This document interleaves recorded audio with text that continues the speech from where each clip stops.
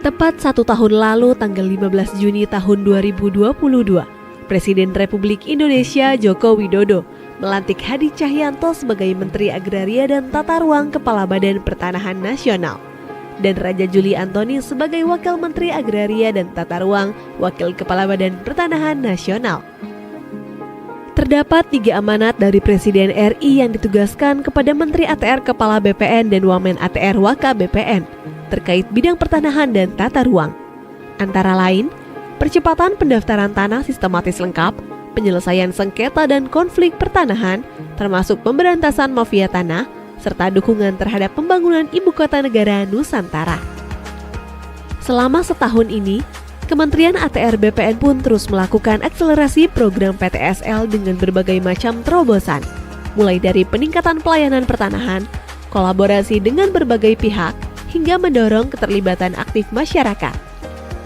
Atas hasil dari kerja keras tersebut, selama 1 tahun ini, dari program PTSL berhasil mendaftarkan 6.616.664 bidang tanah di seluruh Indonesia, di mana 5.409.693 bidang tanah telah bersertifikat. Mengingat betapa pentingnya manfaat memiliki sertifikat tanah, selain sebagai legalitas hukum atas kepemilikan yang sah, sertifikat tanah juga dapat mengurangi potensi terjadinya sengketa atau konflik pertanahan, serta membuka akses permodalan untuk peningkatan ekonomi masyarakat. Sejak dilaksanakannya program PTSL juga telah memberikan penambahan nilai ekonomi atau ekonomi value added mencapai kurang lebih 5.574 triliun rupiah, dan 1 tahun terakhir mencapai kurang lebih 895 triliun rupiah yang berasal dari hak tanggungan, BPHTB, PPH, dan PNBP. Sebelum adanya program PTSL, pada tahun 2017, jumlah bidang tanah yang baru tercapai hanya mencapai 46 juta bidang tanah. Dari estimasi 126 juta bidang tanah yang ada di Indonesia. Kalau dihitung rata-rata setiap tahunnya, BPN hanya mendaftarkan 500.000 bidang tanah. Apabila pendaftaran tanah ini menggunakan metode lama, maka rakyat harus menunggu lebih kurang 160 tahun lamanya. Berkat program PTSL yang saat ini tercatat jumlah bidang tanah yang telah terdaftar sebanyak 103,1 juta bidang tanah dan 85,8 juta bidang tanah telah bersertifikat. Percepatan program PTSL dimulai dengan menggerakkan partisipasi masyarakat untuk berperan aktif dalam menyiapkan berkas pertanahan secara mandiri.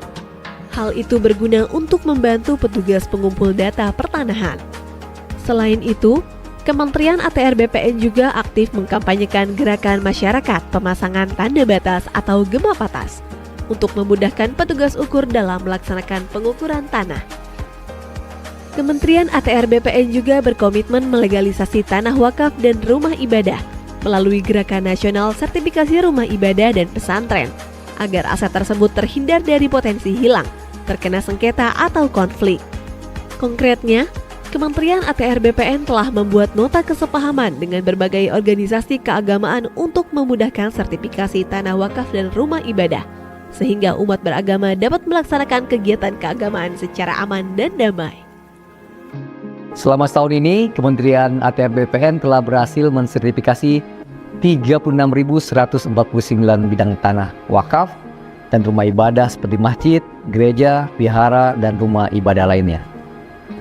Jumlah ini meningkat dari tahun sebelumnya yang mencapai 25.140 bidang tanah di tahun 2021 dan 13.858 bidang tanah di tahun 2020. Kami, Kementerian ATR BPN, memiliki komitmen untuk mensertifikasi rumah ibadah apapun di mana nama Tuhan diagungkan tanpa terkecuali dan tanpa diskriminasi. Kementerian ATR BPN juga mendorong percepatan sertifikasi aset-aset BMN, BMD, BUMN, dan BUMD. Hal ini dilakukan sebagai mitigasi penyalahgunaan aset yang dapat mengakibatkan kerugian keuangan negara. Dalam 1 tahun, Kementerian ATR BPN telah menyelamatkan aset-aset negara melalui program sertifikasi tanah-tanah aset dengan estimasi nilai mencapai kurang lebih 643,9 triliun rupiah. Kementerian ATR BPN telah menargetkan pada tahun 2025 seluruh bidang tanah dapat terdaftar. Tujuannya agar mewujudkan Indonesia lengkap di mana seluruh bidang tanah telah terdaftar dan terpetakan. No gap, no overlap. Dimulai tahun ini, Kementerian ATR BPN telah berhasil melahirkan kota dan kabupaten lengkap, di antaranya Kota Denpasar, Kota Bontang, Kota Madiun, Kota Tegal, Kota Surakarta, Kota Yogyakarta, Kota Administrasi Jakarta Pusat, Kabupaten Badung, Kota Administrasi Jakarta Utara, dan Kota Administrasi Jakarta Barat. Ada sedikit cerita pengalaman saya saat melakukan kunjungan kerja turun ke lapangan di awal menjabat. Banyak sekali keluhan yang saya dengar langsung dari masyarakat terkait mahalnya biaya pelayanan pertanahan. Setelah dilakukan pengecekan, ternyata salah satu penyebab mahalnya biaya karena masyarakat tidak dapat mengurus sendiri permohonannya. Jadi terpaksa diwakilkan karena sibuk bekerja. Kami pun berinovasi meluncurkan program pelayanan tanah akhir pekan atau pelataran, disertai dengan loket prioritas yang diberi karpet merah khusus disediakan untuk masyarakat yang mengurus sendiri tanahnya.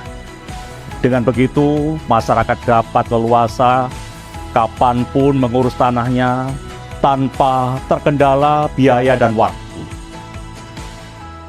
Saat ini, pelayanan pertanahan akhir pekan telah tersedia di seluruh kantor pertanahan yang berkedudukan di ibu kota provinsi dan seluruh kantor pertanahan dengan rata-rata jumlah layanan di atas 2.000 berkas per bulan. Dengan adanya program pelataran ini, diharapkan dapat mencegah praktik calo atau mafia tanah dalam kepengurusan tanah. Di tahun 2023, Kementerian ATR BPN juga meluncurkan 7 layanan prioritas atau lantas. Layanan ini mencakup 79% dari total layanan yang ada di kantor pertanahan. 7 layanan prioritas ini jelas waktu, jelas syarat, dan jelas biaya. 7 layanan prioritas ini terdiri dari pengecekan sertifikat, surat keterangan pendaftaran tanah atau SKPT, hak tanggungan elektronik, roya manual dan roya elektronik, peralihan, pendaftaran SK, serta perubahan hak guna bangunan atau hak pengelolaan menjadi hak milik untuk rumah tinggal, rumah toko, dan rumah kantor. 1 tahun bekerja untuk rakyat, untuk Indonesia.